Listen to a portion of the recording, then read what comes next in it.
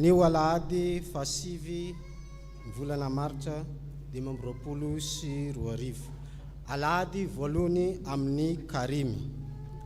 Izay mbola iainantsika ny lohahevitra manao hoe miantso amin'ny fibebahana ny tompo.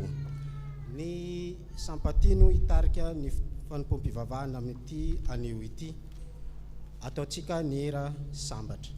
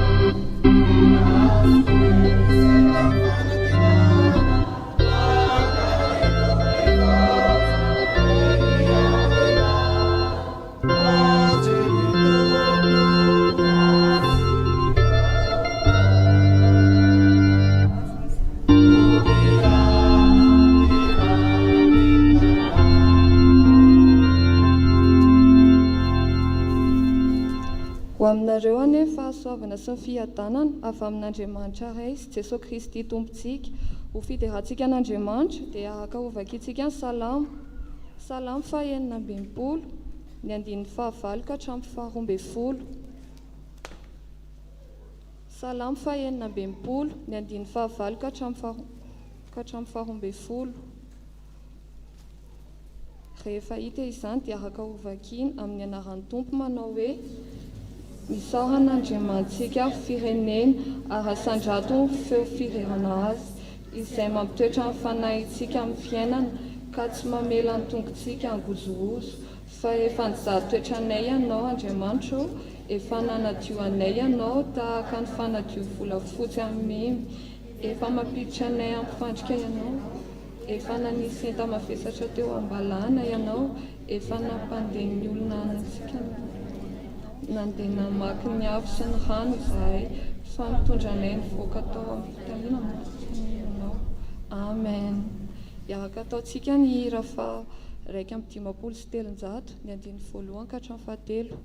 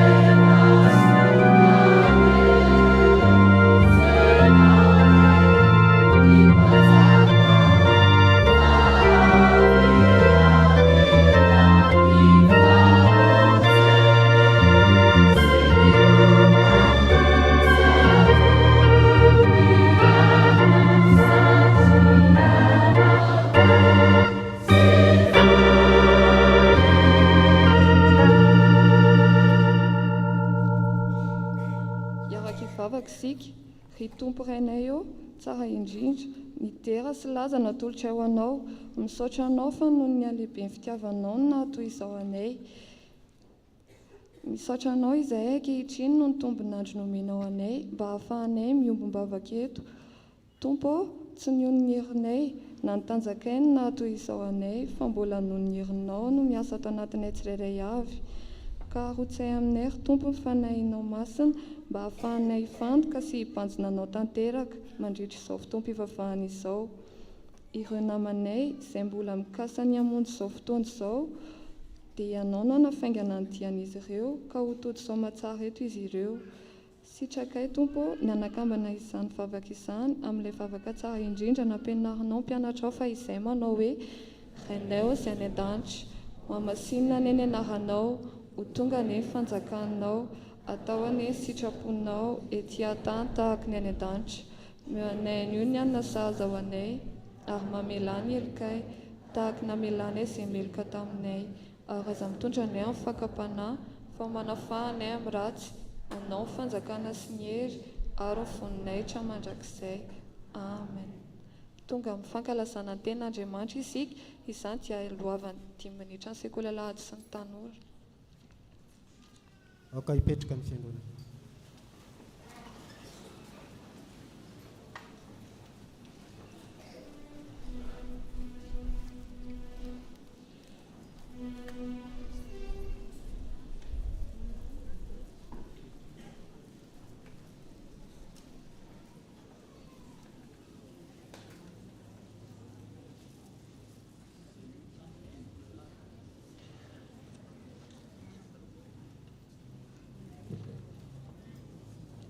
Tonga eto amin'ny 10 minitra ny sekoly alahady sy ny tanora isika dia mangataka ny ankizy sy ny tanora hitsangana.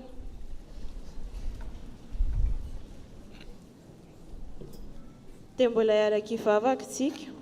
Jesosy, mbola misaotra anao indray izay zandrinao fa mbola menao izao fotoana maminay izao dia mamindrafo aminay fa tsy tanteraka izahay sady tsy mendrika any atao izandrinao akory kanefa ianao izay manantona anao tsy mba ho lavinao mihitsy dia manantona anao indray izay mangataka ny famindramponao ka tantany fimbina dia aoka fanenao masina Jesosy ny anilo sy anitarika anay dia amin'ny anaranao ny anaovana izany vavaka izany. Amen.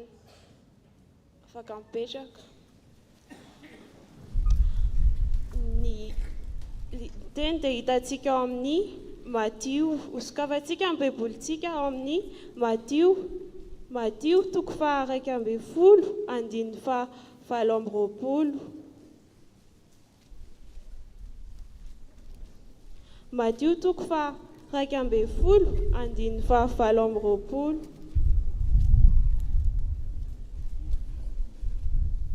Rehefa samy nahita azy isika dia izao amaky azy. Ny anaran'i Jesosy. Makanesa ty amiko ianareo izay miasa fatratra sy mavesatra entana fa izao no hanome fitsarana. Fa izao no hanome anareo fitsarana. Amen.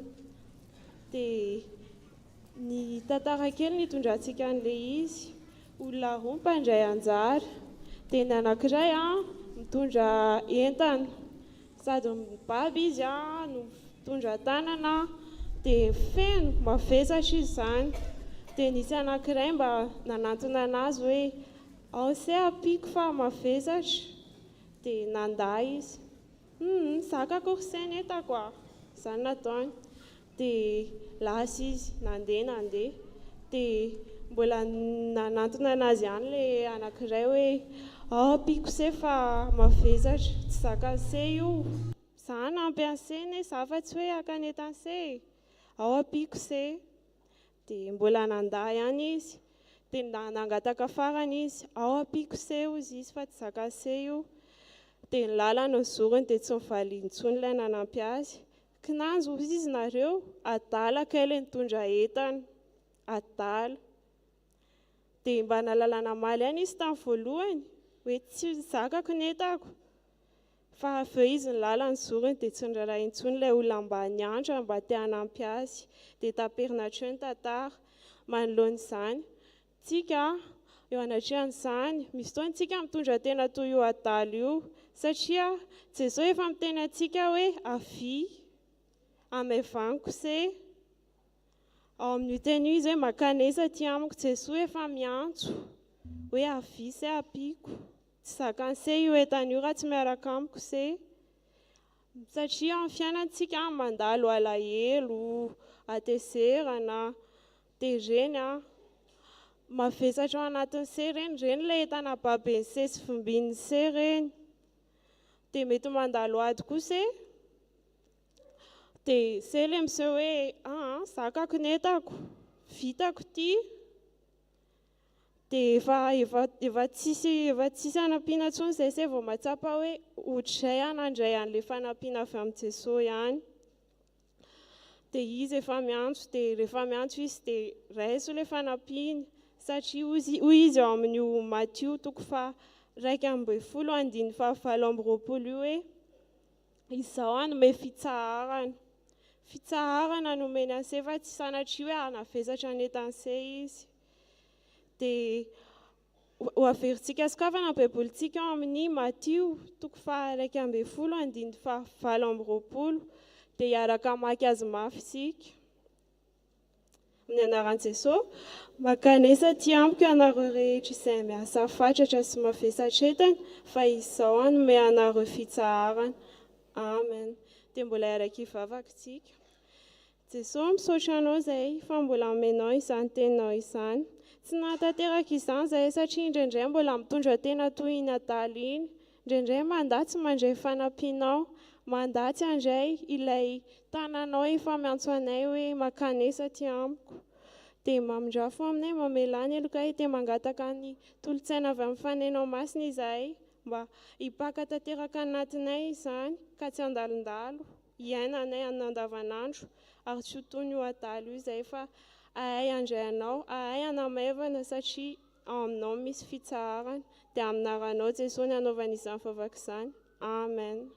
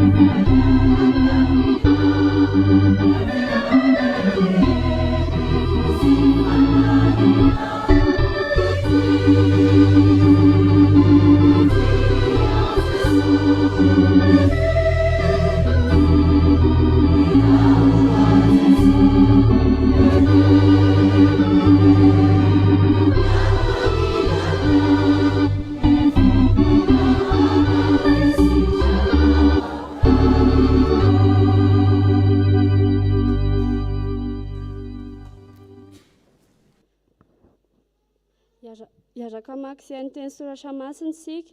Izany dia hitantsika ao amin'ny Mpanjaka faharoa. Mpanjaka faharoa 17:20, 19 ka hatramin'ny 17:20. Mpanjaka faharoa 17:20, 19 ka hatramin'ny 17:20.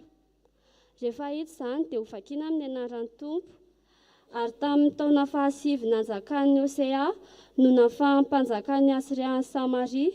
Dia nety nobaby tany Asiria ny Israely ka namponen'ny tao ala sy teo amorony Abora.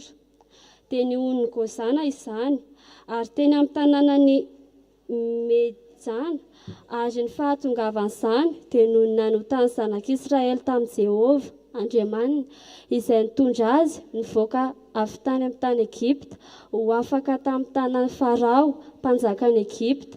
Fa natahotra izay andriamanin-kafa izy ka nandeha araka ny fanaony jentilisa izay norohan'i Jehovah sy eo alohan'ny zanak'Israely sy araka ny didy izay nataon'ny mpanjakan'ny Israely.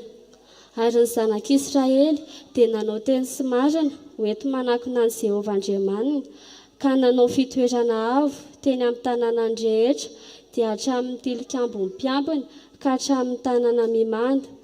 Ary nanangana tsangam-bato sampy sy Asera ho azy teny amin'ny tendrombohitra avo rehetra sy teny ambanin'ny hazo maitso rehetra izy. Ary nandory didin-kazo manitra teny amin'ny fitoerana avo rehetra izy tahaka ny nataon'ny jentilisa izay norohan'i Jehovah sy eo anoloany. Sady nanao zavatra ratsy ka nampahatezitra an'i Jehovah. Fa nanompo sampy izay nandraran'i Jehovah azy hoe aza manao izany zavatra izany ianareo. nefa ny mpaminany rehetra sy ny mpahita rehetra dia nasain'i Jehovah nananatra ny Israely sy ny Joda hoe miala amin'ny lalànareo ratsy ary tandremo ny lalako sy ny didiko araka ny lalàna rehetra izay nandidiko ny razanareo sy izay nandrahako ny mpaminany mpanompoko aminareo.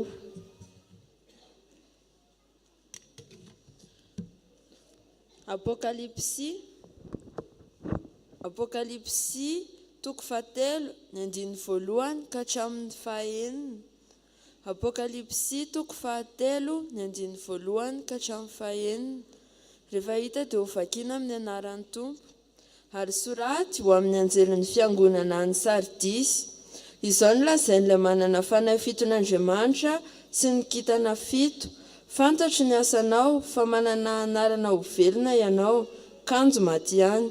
Miambeno ka horentsana ny zavatra sisa izay saika maty, fa tsy nisy hitako tanteraka ny asanao eo anatrehan'Andriamanitra. Dia tsaroviny amin'ny nandraisanao sy ny nandrenesanao ary tany mafy ka mibeba. Koa raha tsy ambina ianao dia ho tonga toy ny fiavian'ny mpangalatra aho, ka tsy ho fantatrao izay ora hiaviako aminao. Kanefa misy olona vitsy aty aminao aty Sardisy izay tsy nandoto ny fitafiany, ary hiara-mandeha amiko mitafy lamba fotsy ireo satria mendrika izy. Izay maharesy dia hitafy lamba fotsy tahaka ireo koa, ary tsy hamono ny anarany eo amin'ny boky ny fiainana tokoa aho, fa hanaiky ny anarany eo anatrehan'ny iraiko sy eo anatrehan'ny anjeliny. Izay manantsofina, aoka izy iaino izay lazain'ny fanahy amin'ny fiangonana. Iaraka itsangana antsika maka ny filazantsara. Filazantsara araka ny Luka toko fahadimy andiny fafito amby roapolo ka hatramin'ny roa amby telopolo.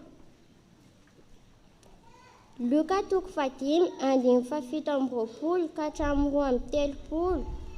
Rehefa hita izany dia vakiana amin'ny anaran'ny Tompo. Ary rehefa afaka izany dia nandeha Jesosy ka nahita mpamory hetra atao hoe Levy. Nipetraka teo amin'ny mpamori-ketra dia hoy izy taminy, manarahy, ary nafoy ny zavatra rehetra izy ka nanaraka. Ka nitsangana dia nanaraka azy. Ary Levy nanao fanasana lehibe tao an-trano no an'i Jesosy, ary nisy mpamory hetra maro sy olon-kafa koa izay niara-nipetraka nihinana teo aminy, fa ny fariseo sy ny mpanorandalàna izay teo aminy dia nimonimona tamin'ny mpianatry Jesosy ka nanao hoe, nahoana ianareo no miara-mihinana sy misotro amin'ny mpamory hetra sy ny mpanota? Ary Jesosy namaly ka nanao taminy hoe, tsy ny finaritra no mila mpanao fanafody, fa ny marary. Tsy avy antsony ny marinao, fa ny mpanota mba hibebaka. Ray masonao, manamasinany amin'ny fahamarinana, tenanao fahamarinana.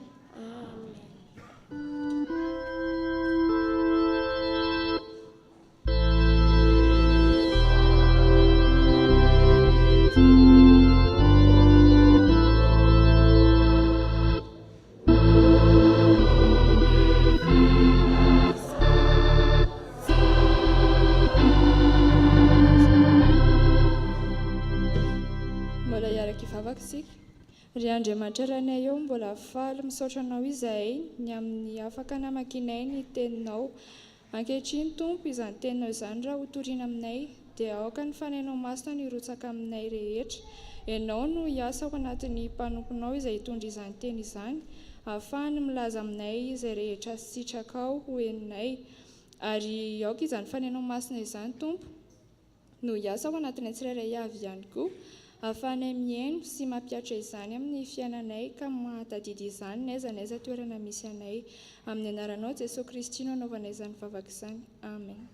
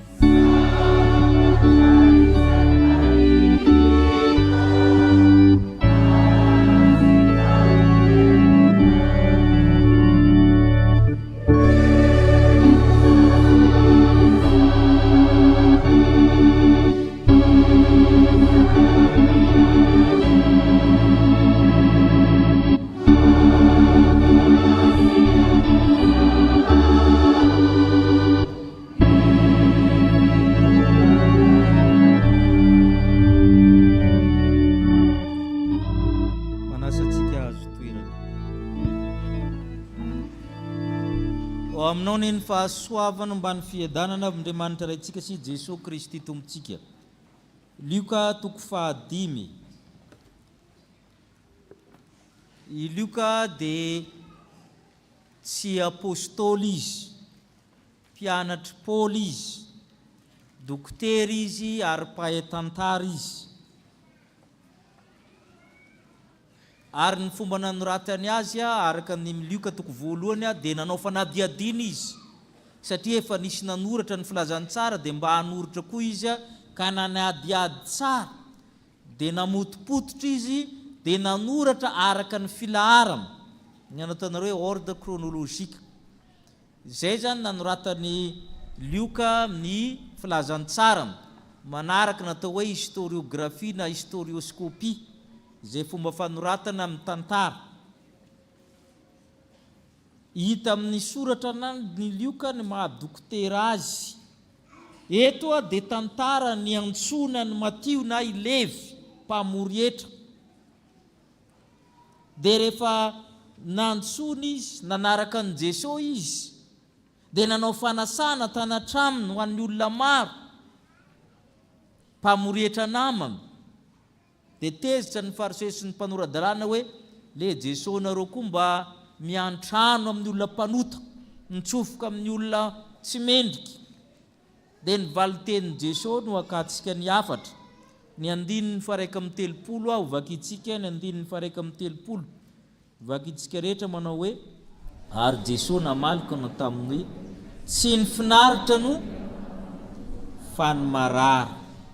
Dia ny 9:30 tsy avy antsony marina aho fa ny mpanota mba hibebaka. Izay madokotera ny Luka zay da hitantsika fa misy fiteny amin'ny fitsaboana na amin'ny terme médical zany resahany eo hoe finaritra, mpanao fanafody na amin'ny dokotera sy ny marary. Dia avy eo mpiny Jesosy hoe tsy avy antsony marina fa ny mpanota hibebaka. Fiantsona ny resaka eto miantso amin'ny fibebahana ny tompo.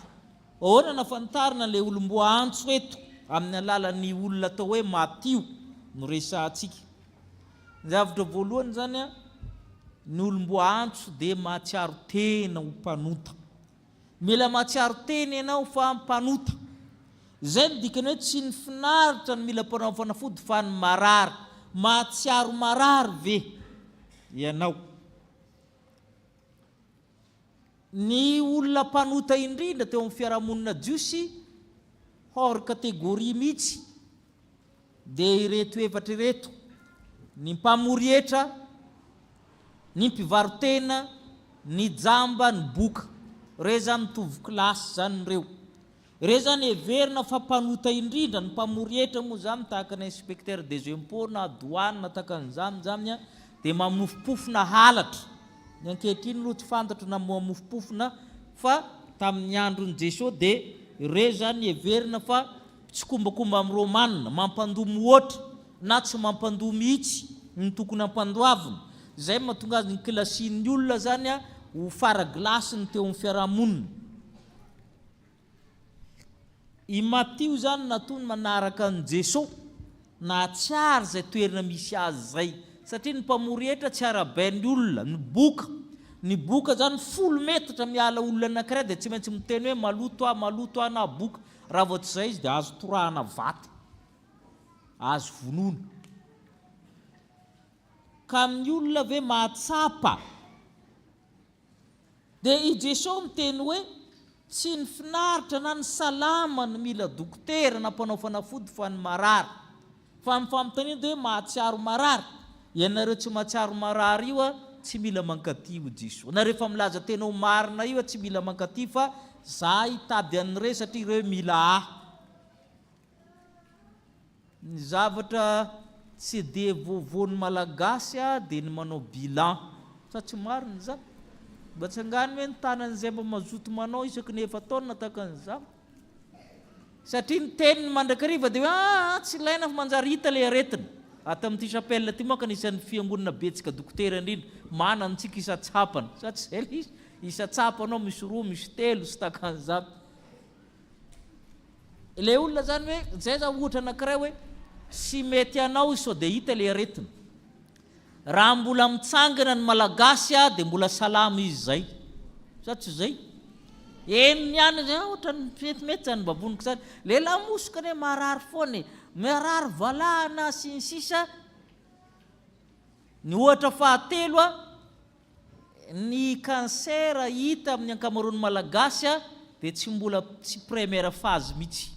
Tantaniko ny dokotera. Efa firy io matoa hita. Efa madivadiva ry amin'ny farany. Tsy ny finaritra ny mila mpanao fanafody fa ny marary. Zany dikan'izany misy hevitra roa zay. Mila mahatsiaro ianao fa marary. Raha tsy tsaroanao fa marary ianao tsy anatina dokotera. Tahaka izany koa ny fahotana mila mahatsiaro ianao fa mavesitra, mila mahatsiaro ianao fa mila vonjy, mila tsaboana.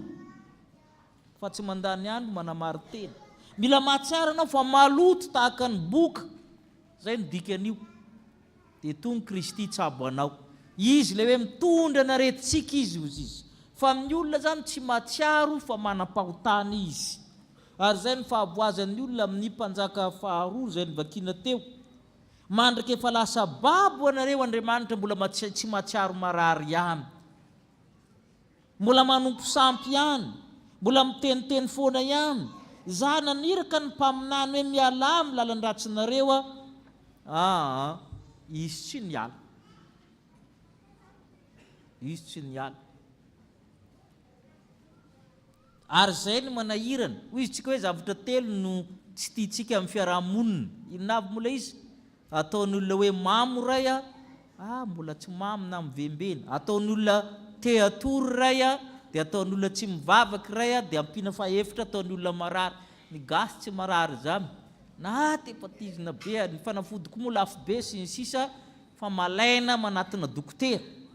Anisan'ny fokona vahoaka malaina manatina dokotera ny malagasy. Oharina amin'ny toriteny hoe ianao tsy ny finaritra ianao tokony hatsary marary mba hosotraminy. Anontany koa ny dentiste anotanitsika mazoto mitsabo nify ve ny malagasy. Za tsy ampanangina izy nefa nitsabo nify. Fa tsy mankany koa izy. Dia izay le resahana hoe mila mahatsiaro marary ny olona. Ary ny loza dia izao. Mifindra amin'ny lafiny ara-panahy isika. Tsy ho sitrana mihitsy ny tokantranonao, ny fiainam-panahinao, ny olanao amin'ny zanakao raha tsy mahatsiaro marary sy mitsabo marary ny ao an-tokantrano averiko. Tsy ho sitrana ny problema anatin'ny tokantranonareo io raha tsy misy ny zavatra roa reto. Misy anankiray mahatsiaro marary, misy anankiray mahatsiaro mitsabo marary. Raisitsika ihany le ohatra teo. Efa simba ny fiarahamonina, efa miady lava, efa zao sy zao tsy mody an-trano mbola tsy mahatsiaro marary ihany le anankiray be fahotana. Mbola mihevitra manana ny marina ihany izy, tsy anatona amin'ny tompo izy. Zay le andamina. Le ankilany ray mbola tsy mahatsiaro mitsabo marary ihany izy. Zao manko le ohatra. Rehefa marary ny olona anankiray ka tsabonao, mandany andro miady aminy ianao sa tsy mandany andro miady aminy? Azokazonareo le ataonareo. Mandany andro miady aminy le olona marary. Rehefa marary ny olona atao inona? Tsaboana. Mandany andro ianao miady aminy, ianao koa diso. Satria ny olona marary tsy adivana. Fa ny ataontsika dia inona mandrakarivo? Miady. Raha tsapanao fa marary izy tsy ady aminy mihitsy ianao, fa hitsabo azy, hitondra azy amin'ny tompo, hivavaka ho azy. Ny anankiray tsy mahatsiaro tena marary, ny andaniny tsy mahatsiaro mitsabo marary, venareo ny raisiny eo. Fa zay dikany teny mandray roa io izy hoe ny anankiray mahatsiaro marary dia manaiky ho tsaboana, ny anankiray kosa mahatsiaro mitsabo marary dia sitrana le aretina rehefa entina amin'le dokotera atao hoe Jesosy Kristy. Zay mahatonga Jesosy Kristy miteny hoe tsy ny finaritra ny mila mpanao fanafody fa ny marary. Ny anankiray mitsabo marary mitondra azy amin'ny tompo, ny anankiray mahatsiaro marary dia manaiky ho entina ary raha voazay dia milamina ny fiarahamonina fa io na ny fiarahamonina aizy na ny fiarahamonina aizy dia izay foana no hitanao ny anankiray tsy mahatsiaro marary ny anankiray tsy mahatsiaro mitsabo marary ampiaro amin'ny fiarahamonina madinidinika na ny vaventy zany fa hitanareo ny fahamorinana izany fa tsy vitany hoe mahatsiaro tena ho mpanota tahaka ny Matio fa mila manaraka ny tompo ka miova zay koa ny faharoa mila manaraka ny tompo fa miova manaraha ho Jesosy nanaraka sa tsy nanaraka i Matio na ile na fony zavatra rehetra izy dia nanaraka mbola misy zavatra tsy foinao ve any ka tokony ialanao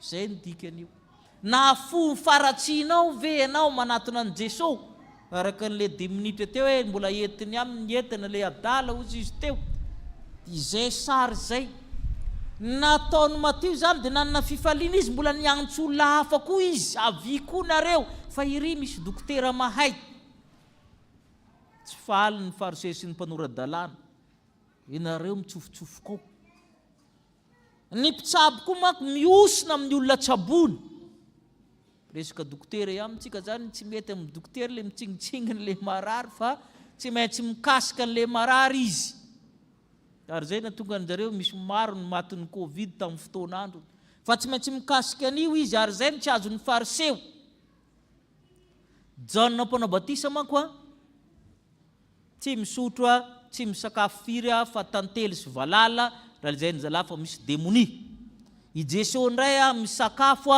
misotro divay dia lazaina fa mpimamo sady tendakaminy glouton et ivrogne dia inona ihany le atao amin'le olona tsy azo koa Jesosy mifady ianao lazaina fa misy démonie na démonie mihinana ianao lazaina fa tendakaminy inona ihany le ataonareo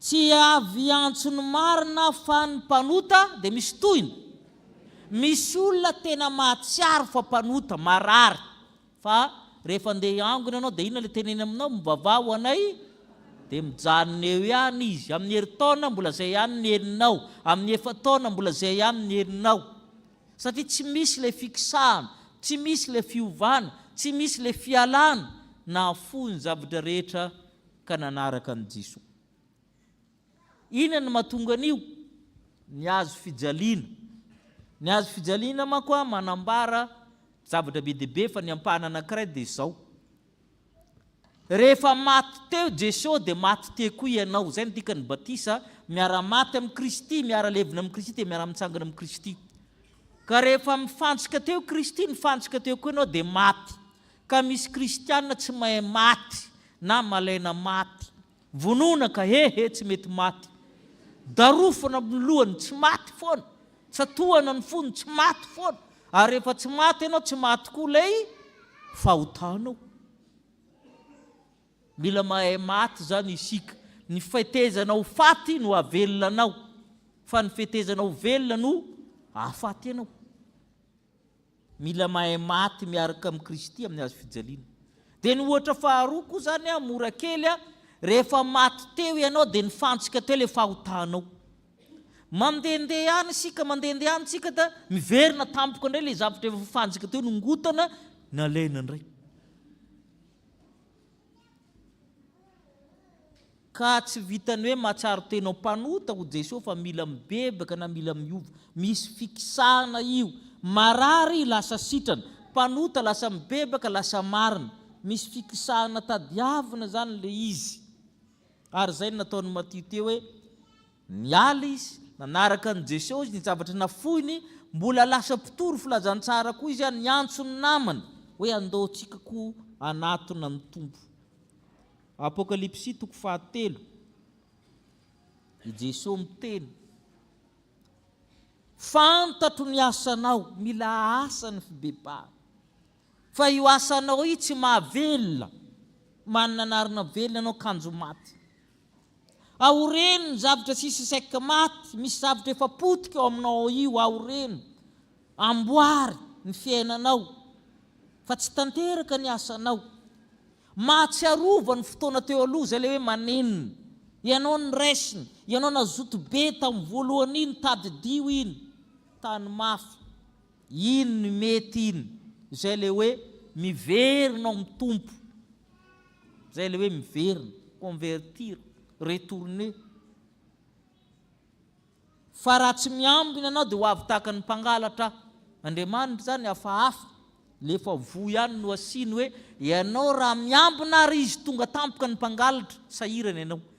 Vao mainka izy miteny rehefa tsy ambina ianao, vao mainka koa aho tonga tampoka. Dia ho sahirana zany ianao satria vao mainka koa ary izy tonga tampoka.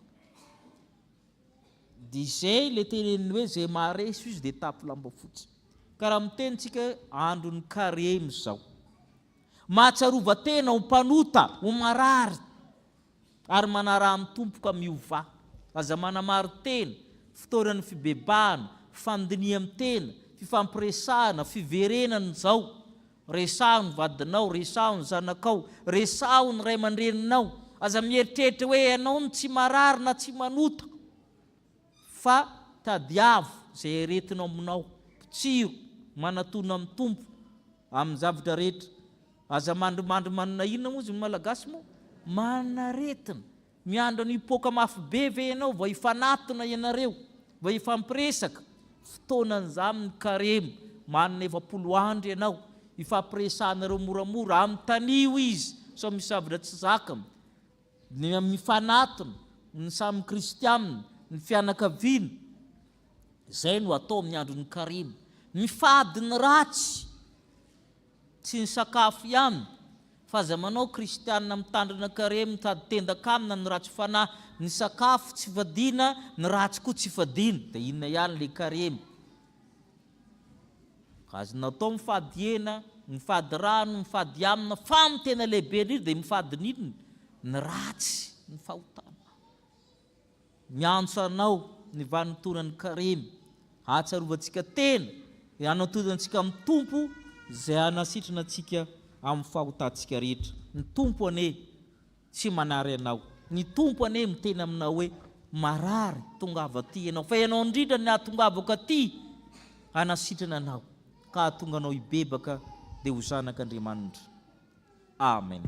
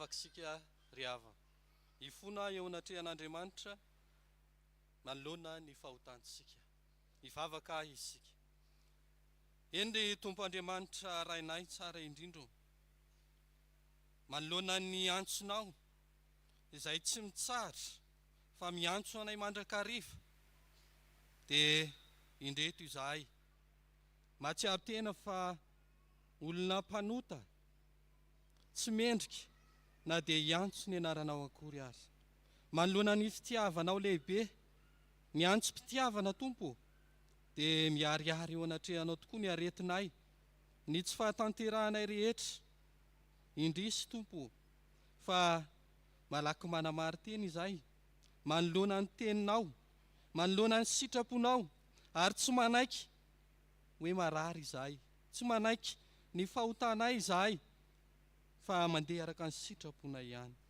ifonanay eto anatrehanao Tompo fa ianao no efa nanolo tena hitondra ny aretinay kanefa izahay dia mandahy mandrakariva tsy manaiky ilay antso-pitiavanao ankehitriny Tompo manoloana ny teninao dia indreto izahay olona tonga saina iverina aminao anantona anao manoloana izany sitraponao izany koa atolotra eo ampelantananao Tompo ny aretinay ny fahazaran-dratsinay rehetra reo ota izay akamaminay ianao no anafaka anay anadio anay ho afaka amin'ny tsy fahamarinana rehetra mametraka izany izahay Tompo satria fantatray ary mahatoky izahay fa Andriamanitra mahery ianao Andriamanitra manafaka ianao ary raha ianao no anafaka dia ho afaka tokoa izahay ary ankehitriny koa Tompo no anoloranay tena ka anaraka anao izahay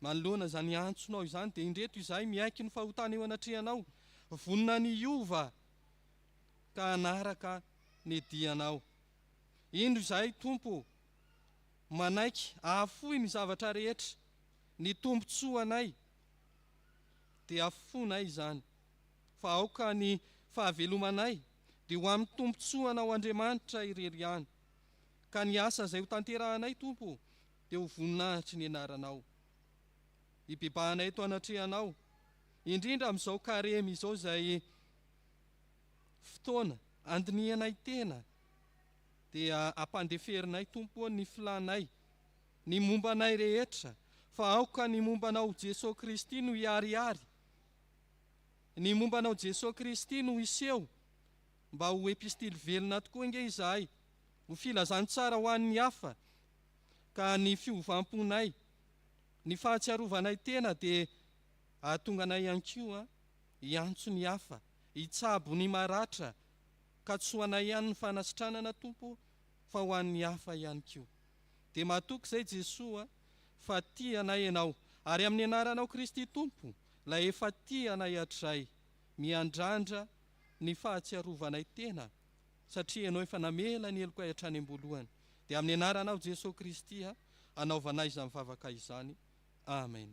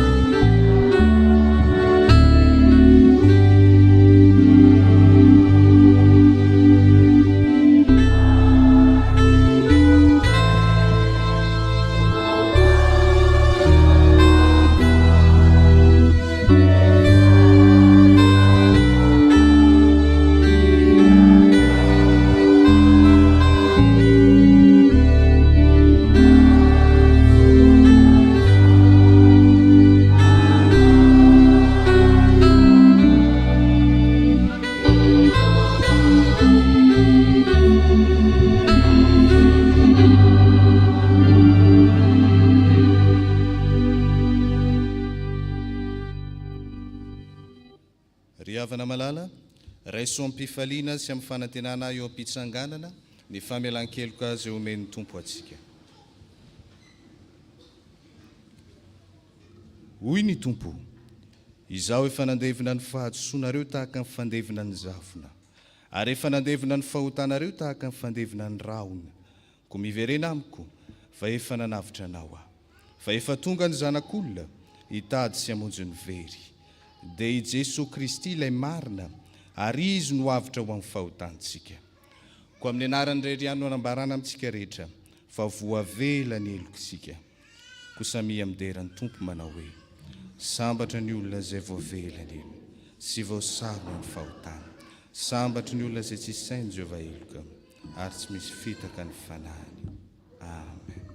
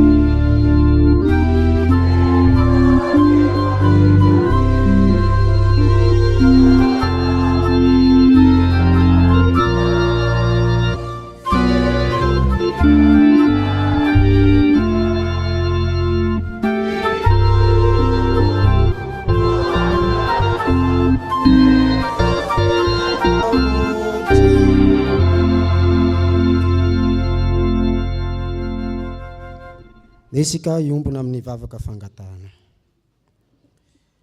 Misaotra anao izay Andriamanitra rainay io, fa Andriamanitra manome anay mandrakariva ny fahasoavana amin'ny alalany afatra ny amin'ny teninao.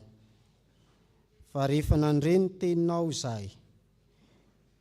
izay manasa anay mba hatsiaro tena ho mpanota sy ny mba hanarahanay ianao Jesosy Kristy ka hovanay, dia navelanao eloka ihany koa. Dia manoloana izany fahasoavana nomenao anay izany, dia mitondra ny fangatahanay eo anatrehanao izahay. Mivavaka Tompo izahay ny amin'ny tanora ankehitriny eto anivon'ny firenenay. Ianao Andriamanitra ny aoka hitarika azy ireo amin'ny alalan'ny fanahy masina, mba ho tena tanora vanona sy vonona mandrakariva amin'ny fanarahandianao Jesosy Kristy. Ivavaka ho azy ireo Tompo izahay, ao ny efa navita fianarana, dia aoka anao Andriamanitra ny mba hanolotsaina azy ireo fahalalana ka mba ahafahany amorona asa, fa tsy antehitra fotsiny ny amin'ny fitadiavana asa. Ianao Andriamanitra izay tompony saina sy ny fahendrena ary ny fahalalana rehetra, no aoka Tompo ny mba tanteraka izany. ary mivavaka aminao izahay. Ny amin'ny mpitondra fanjakana mba tena anohana tokoa amin'ireo mpianatra mpikaroka ka mba hahafahan'izy ireo hitondra zavabaovao hisitrahan'ny firenenay. Mivavaka ny amin'ny firenenay izay Tompo, dia anao Andriamanitra nafaka amin'ny fahoriana sy fahantrana izay mianjady amin'ny firenenay. Anolo-tsaina ireo mpitondra ianao, ary saina hitady tombotsoa mandrakariva ho an'ny firenena sy ny vahoaka malagasy. Mivavaka ho an'ny vahoaka malagasy rehetra Tompo, mba ho tena anaiky anao Jesosy Kristy, mba hahatonga azy ireo ho afaka amin'izay mangeja sy amin'izay mamatoparitra azy, satria miaraka aminao ilay mpamonjy sy mpanafaka anay amin'ny zavatra rehetra mitondra fangejana. Mivavaka Tompo ho an'ny fiangonana, indrindra ny fiangonana Jesosy Kristy eto Madagasikara. Hiatrika ny fivoriana ny mpiandraikitra fobe amin'ny volana avrily ho avy izao, izay andinihana sy amin'ny fanendrena ny mpiasa indrindra fa ny mpitandrina andeha hitondra ny fitandremana. Tompo, aoka hiasa amin'ny tsirairay avy ny fananao masina, mba hahafahan'izy ireo hanatanteraka izany fanendrena izany, ary miomana ihany koa ny fiangonanao amin'ny famoahana amin'ity taona ity, dia apetraka sady eo am-pelatananao izany. Ny fandaminana rehetra, ny fandaharam-potoana rehetra, dia aoka ho ambany fitarianao izany. Mivavaka Tompo izahay ny amin'ny mpitandriny rehetra izay efa misehitra eo anivon'ny asa any amin'ny fiangonana sy ny fitandremana ato anivon'ny sahany FJKM. Toloro saina avy aminao mandrakariva izy ireo Tompo, ahafahany mitondra ny vahoakanao Andriamanitra, ary indrindra omeo hery tanjaka fahasalamana, tanjatsaina manoloana izany asanao izany. Taio ihany koa izay rehetra manana andraikitra eo anivon'ny fiangonana. Tompo, ianao hatrany no angatahanay ny amin'izay rehetra mahasoa ny fiangonana. Ny toeram-panomanana mpitandrina anivon'ny sahany FJKM, hita ireo mpampianatra sy ny mpandraharaha rehetra ianao, fa ianao Andriamanitra no aoka hitarika ny tsirairay avy ahatanteraka ny adidy sy andraikitra efa napetraka eo am-pelatanany. Ny mpiomana mpitandrina rehetra dia apetraka am-pelatananao, izy sy ny ankohonany ray manontolo. Mba tokony fitahinao izay Andriamanitra, fa Andriamanitra tianay ianao. Koa amin'ny anaran'i Jesosy Kristy no anonanay izany vavaka izany. Amen. Ny olona voavela heloka riavana dia samy manambara ny finoana eo anatrehan'Andriamanitra. Koa andehantsika hiaraka anandram-peo hanambara ny finoantsika eo anatrehan'ny Tompo, dia ny fanekem-pinoana laharana faharoa no iombonantsika. Isika mino an'Andriamanitra ray tsy toa, mpanao ny lanitra sy ny tany ary ny zavatra rehetra na ny hita na ny tsy hita, ary an'i Jesosy Kristy Tompo iray, zanakalahy tokan'Andriamanitra, nateraky ny ray talohan'izao rehetra izao, ny mazava avy amin'ny mazava, Andriamanitra tokoa avy amin'Andriamanitra, nateraka fa tsy natao, ny ray amin'ny zavatra rehetra. Izy no nahariana izao tontolo izao, noho ny amintsika olombelona, sady ho famonjenantsika, dia nidina avy tany an-danitra izy, ary nataony fanahy masina nofo avy tamin'ny marivo etsiny, dia tonga olona izy. Mbona teo amin'ny hazo fijaliana ho fanavotana antsika, tamin'ny nanapahany Ponto Pilato izy. Maty izy ka nalevina, nitsangana tamin'ny maty tamin'ny andro fahatelo, arak'izay voasoratra izy. Niakatra ho any an-danitra izy, ary nipetraka eo ankavanan'ny ray. Avy any ny aviany indray amin'ny voninahitra hitsara ny velona sy ny maty, ary mandrak'izay ny fanjakany. Isika mino ny fanahy masina, Tompo sady mpame aina, izay avy amin'ny ray sy ny zanany, ka hitsahoana sy ankalazaina miaraka amin'ny ray sy ny zanaka. Izy dia anteny tamin'ny vavampaminany isika amin'ny fiangonana iray masina miorina amin'ny fanambaran'ny apôstôly ary manerana izao tontolo izao. Isika maniky ny batisa iray ho famelan-kely sady manantena ny fitsangana amin'ny maty ary ny fiainana mandrakizay. Amen. Fiangonana. Misy ireo avantsika manolotra ny zanany vala amin'ny valopolo amin'ny fitonjato-andininy voalohany ny homanantsika. Zazakely Andriana Jaona Roy Mateo Tia atolotry ny ray aman-dreny Andriana Jaona Fisy Andriamanambonina ny Rintso Fandresena sy Tera. Vala amin'ny valopolo amin'ny fitonjato-andininy voalohany dia hiatrika ny alitara masina izy ireo.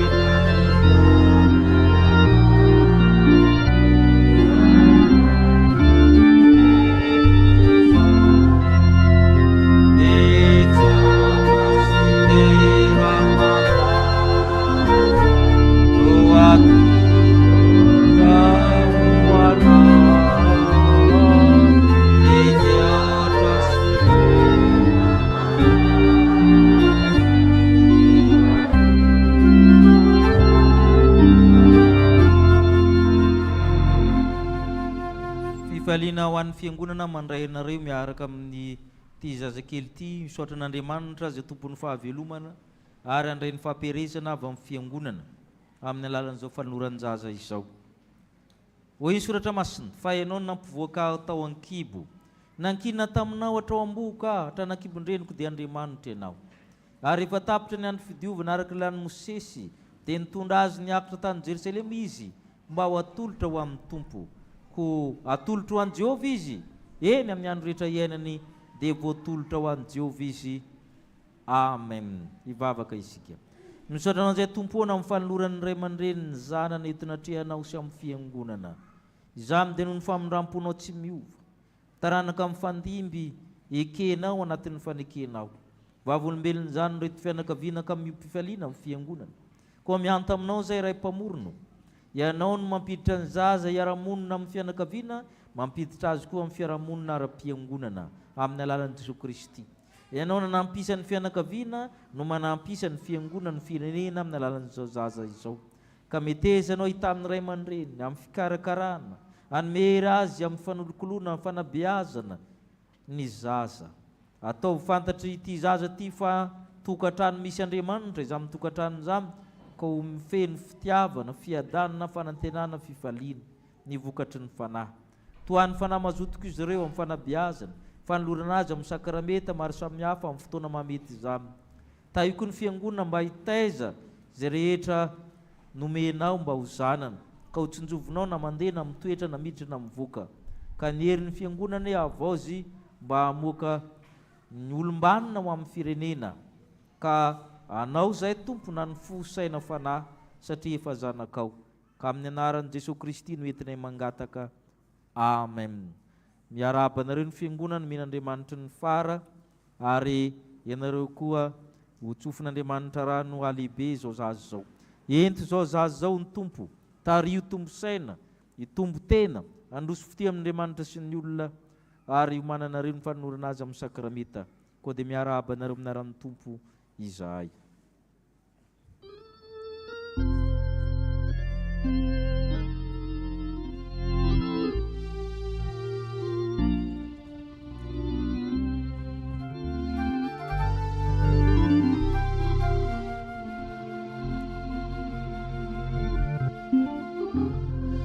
Iroso amin'ny vaovaon'ny fiangonana isika.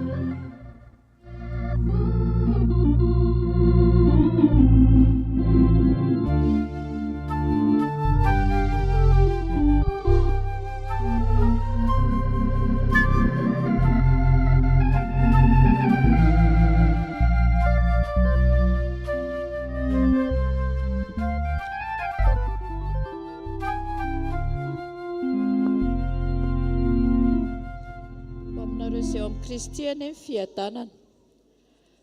Fa Petera sy ny apôstôly namarika nanao hoe Andriamanitra no tokony ekena mihoatra noho ny olona.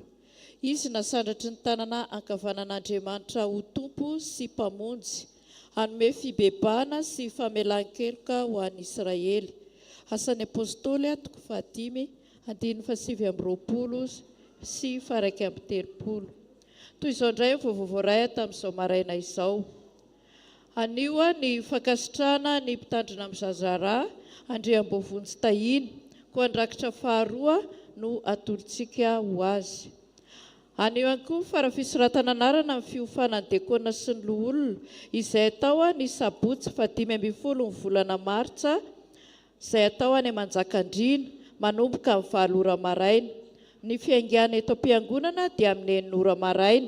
Ao amin'ny sekretariat no misoratra anarana na mandeha fiara iombonana na mandeha fiara manokana. Ho fanomanana ny herinandro masin'ny dekona sy ny loholona dia isy ny fianaran-kira isaky ny alahady maraina manomboka amin'ny 7 ora ao amin'ny akany ambany.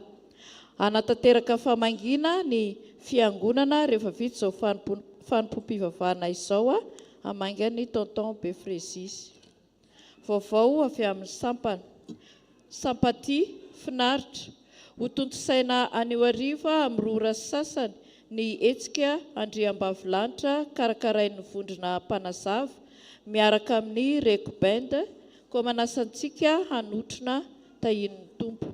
Sampana Dorcas finaritra. Mijanona isika sampana rehefa mirava ny fiangonana androany, mirary soa antsika rehetra. Sampana Sekolela-ady finaritra.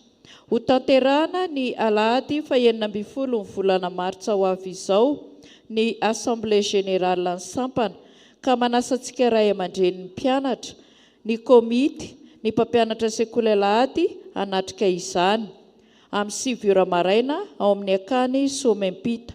Tsy miverina tanketsa anio hariva. Avy amin'ny komity fankalazana 15 taona sampana VFL fiadanana, iangaviana izay nanao komandy sac matelassé mba haka izany any amin'ny Madame Voangy. Fararakitra avy amin'ny fianakavian'ny président synodaly Barnaiv Rajosoa, mpitandrina izay namoya ny iray tapo aminy. Izay indray ry avana vovovoray tamin'izao maraina izao, voninahitra ho an'Andriamanitra irery ihany.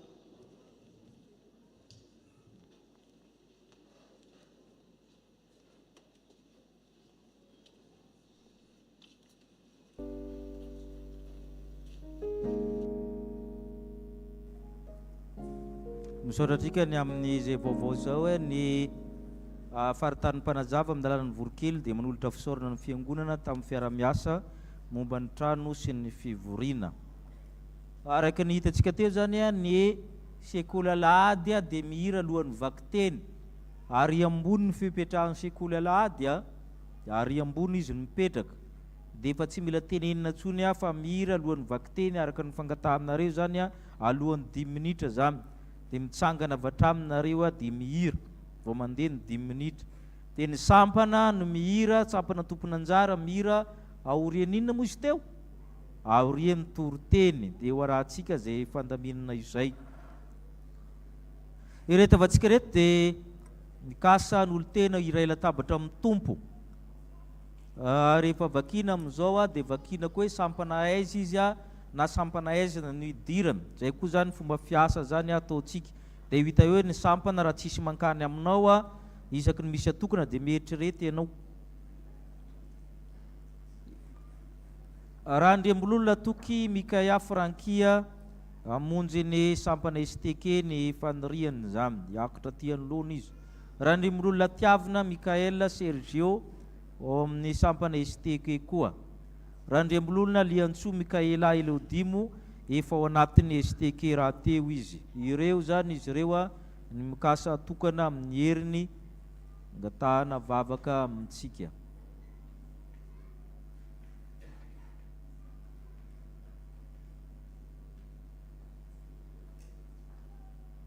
Itodika ty amin'ny alitara ianareo.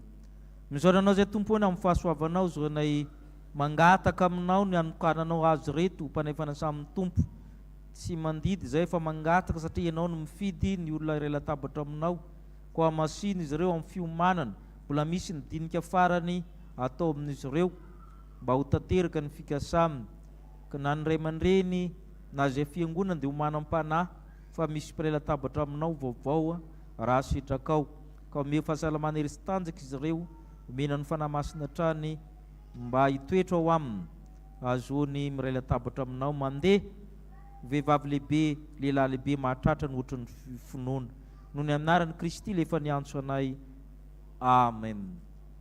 Maozy toerana ianareo dia manohy ny fiomanana midinika samihafa mialohan'ny anokanana anareo.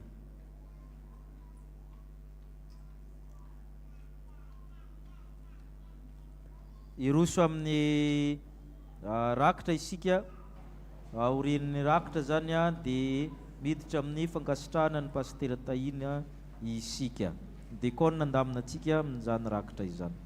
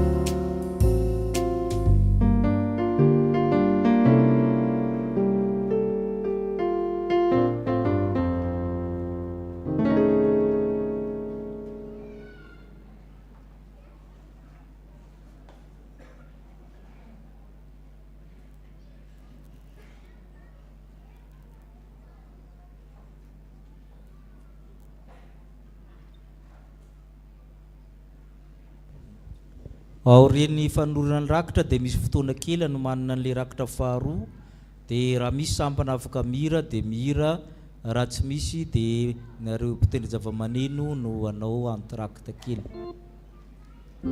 Aorian'ny fanorona ny rakitra zany.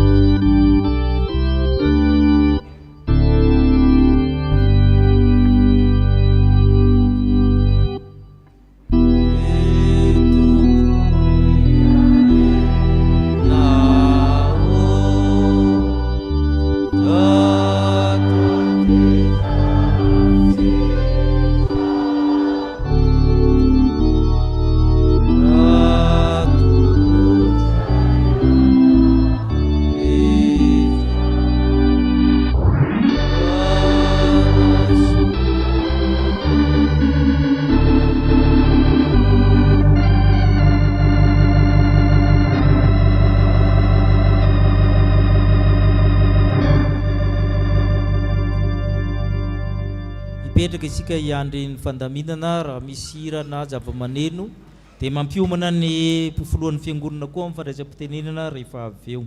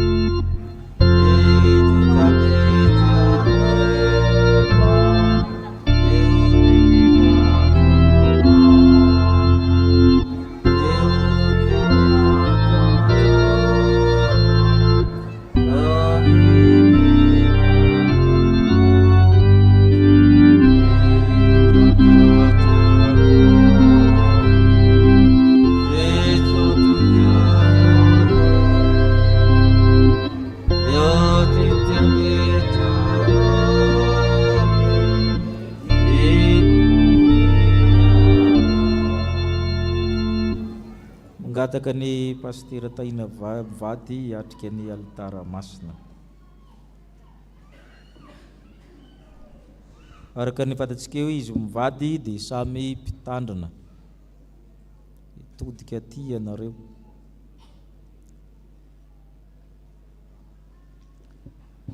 Hoy ny soratra masina, tsy anareo nifidy ahy fa izaho nifidy anareo ka nanindry anareo mba handesy amo ary mba haritany vokatrareo mba nomeny ray anareo izay angatanareo amin'ny anarako na inona. Mpanompoka ianao efa nifidiko ka tsy mba nariko.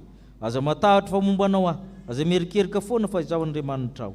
Mampahery anao sady mamonjy anao, eny mitatitra anao amin'ny tany nakavanan'ny fahamarinako aho.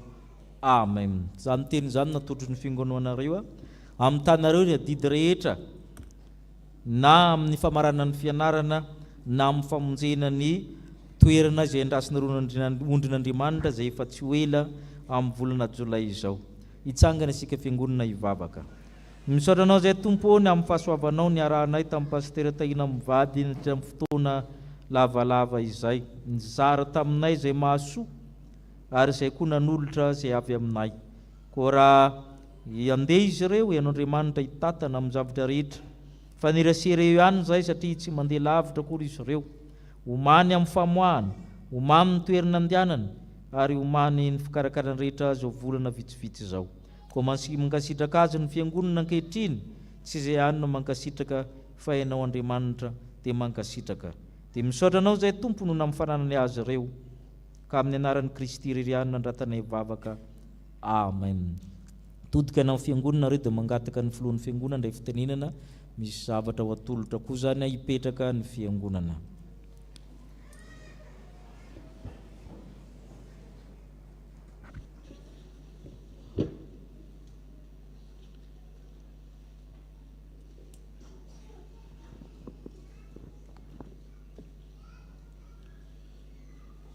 Dia mbola ho ampitombona amintsika ny fahasoavana sy ny fiadanana avy amin'Andriamanitra ray sy Jesosy Kristy tompo tsika. Dia faly miaraba ny fiangonana amin'izao alahady izao, ny fanahin'ny tompony ho amintsika hatrany. Mijoro eto ny tenako, solotena ny fiangonana noho ny fotoana zay fakasitrahana ny pasteur Randrebavonjy Mamso Tahina, vady ramatomo pasteur ihany koa araka ny tenenina teo. Nanao ny asa maha pasteur mpianadrara teto amin'ny chapelle militaire Paibe, nandritra ny fotoana maharitraritra ihany. Araka ny fandaminana teo anivon'ny FJKM Foibe dia manana enim-bolana alohan'ny hataperan'ny fianarana dia mifidy ny toerana zay anaovany izany famaranana ny fianarana izany izy. Tonga ny fotoana ankehitriny dia amarana ny eto amin'ny chapelle militaire Paibe izy ka hamonjy izany toerana izany. Pasteur mivady ireo ny fiangonana amin'ny anaran'ny pasteur zay tompo-toerana, pasteur mpianadrara zay efa tonga eto manao ny asany ihany koa ny fiangonana. Ny tena koa ny barao-piangonana ny sampana velona rehetra eto amin'ny chapelle militaire Paibe, sampana protestanta dia makasitraka noho ny atao hoe fanoloran-tenanao hiasa anao an'izany pasteur mpianadrara teto amin'ny chapelle militaire Paibe. Zava-dehibe tokoa ny nataonao teto ho tsaronay, indrindra ny fampianarana ireo sampana. Hita tokoa izany fa nitondra hery lehibe eo anivon'ny sampana ny fampianarana zay nentina teto. Ko dia eto zay mirary soa ho anao sy ny ankohonana ny amin'ny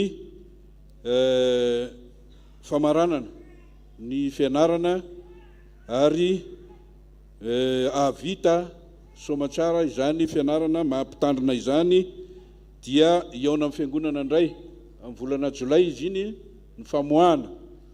Dia hiaraka amin'ny fiangonana indray ifampiarahaba amin'izany fotoana angatahana amin'ny tompo mba ho tonga. Dia ireo ny fiangonana aza manadino ny chapelle militaire Paibe fa zava-tsoa tokoa nentinao teto nentinareo dia mangataka ny fiangonana mba hitsangana hitehaka ho fankasitrahana azy.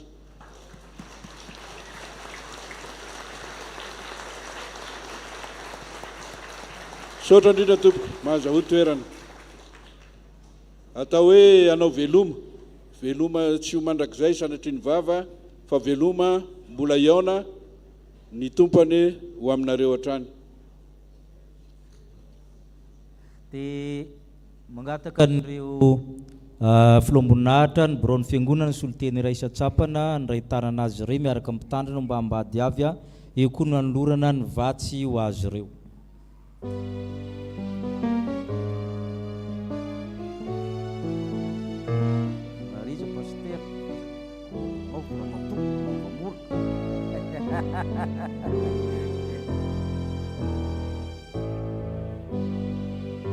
Itsika zay nikasanoana azy amin'ny mémoire dia fatatsika sy ny famoahana fa numéro-ny telefôna nanantsika afaka manohy izany ihany tsika na dia tsy eto amintsika ary izy ny mamarana le stage afaka mitohy ihany ny fiara-miasa zany a aza misalasala itsika zay efa nieritreritra ndray anjara amin'ny famoahana azy ireo zany.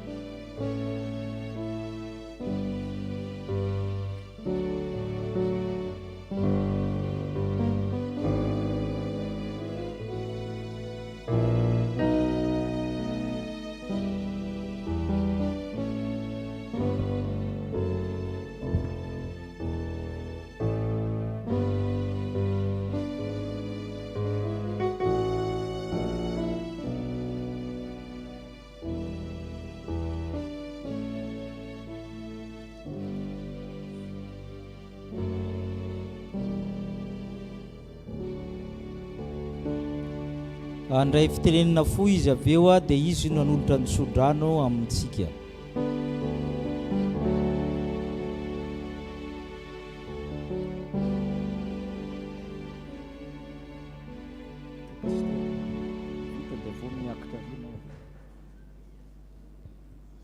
Tonga dia lasa moa zany le vadiko dia za rerindreto. Efa nahazo varina izy.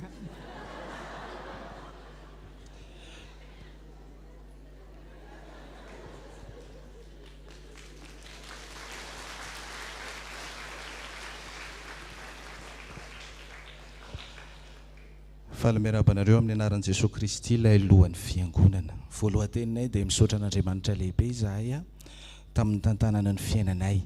Nafahanay niaraka taminareo teto indray nandritra n'izay fotoana lavalava izay. Manarak'izay dia misaotra ny révérend docteur Kotsafy Mikael Mivady. Misaotra anareo tompoko tamin'ny fanekenareo hiara-iasa taminay, ny fanehoanareo fitiavana, nananaranareo anay, nampianaranareo anay ary nantsianareo anay tampitiavana ihany koa. Makasitraka tompoko fananefy anay ireny. Isaorany tokoa reto mpitandrina mizatra raha. Makasitraka anareo tompoko tamin'ny fiarahanareo ny asa nanaiky niara-ny asa taminay. Eny fa na dia tsy nanaiky ary moa nareo atao hoana fa zay. Dia makasitraka anareo tompoko. Misaotra ny birao ny fiangonana zay tarihan'ny président'ny fiangonana. Makasitraka anareo tompoko tamin'ny fanetretenanareo nanaiky niara-ny asa taminay. Nananatra anay, nampianatra anay hoe tahaka an'izao zany fiangonana zany. Makasitraka indrindra tompoko. Misaotra ny sampana sy fikambanana velona eto amin'ny fiangonana. Misaotra anareo niara-ny asa taminay. Dia nanaiky niara-ny asa taminay moa nareo dia izay indray zany zao manome valiteny hoe mbola vonona hiara-iasa aminareo zay amin'ny fotoana mety aminareo. Misaotra manararoatra ihany koa, misaotra nyity vadiko tanilako ity na dia saiky nandeha ary izy teo. Misaotra azy noho ny fanohanany. Misaotra tompoko noho ny fandeferana. Makasitraka indrindra. Farany ary tsy kely indrindra misaotra ny fiangonana manontolo.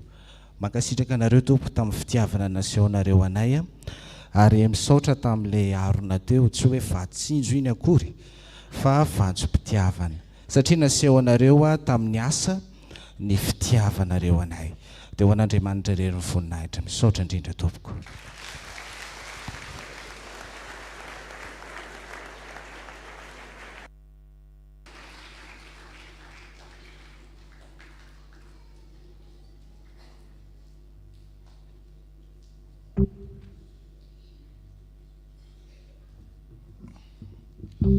dia hitsangana ny fiangonana marana n'izao fotoana izao isika dia hoe raintsika ny hira mialoha sy aoriany tsotra.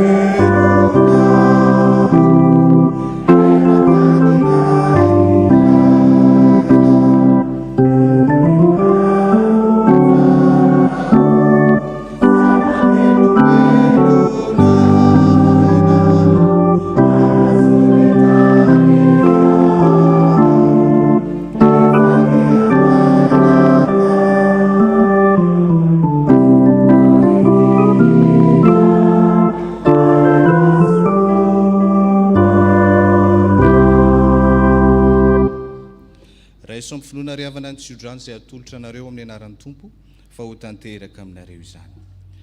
Andriamanitra ny fiadanana izay nitondra ny Jesosy tompontsika mpiandro lehibe hiala maty, mitondra ny rano fanekena mandrakizay. Izy any hatanteraka anareo amin'ny tsara rehetra, hanao ny sitrapony ka hiasa ao anatinareo izay ankasitrahana eo imasony amin'ny alalan'i Jesosy Kristy. Amen.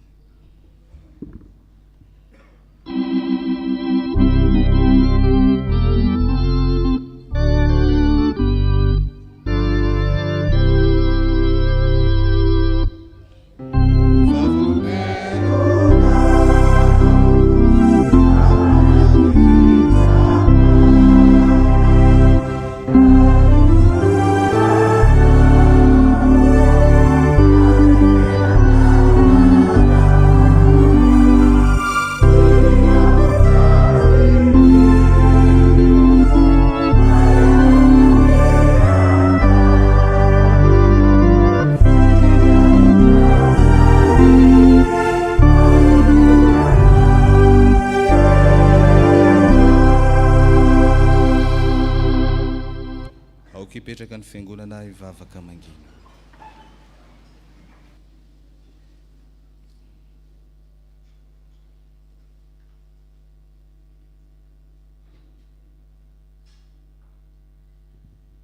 Ho an'Andriamanitra irerany ny voninahitra amin'ny anaran'ny Ray sy ny Zanaka ary ny Fanahy Masina. Amen. Dia mandehana amin'ny fifalian'ny Tompontsika.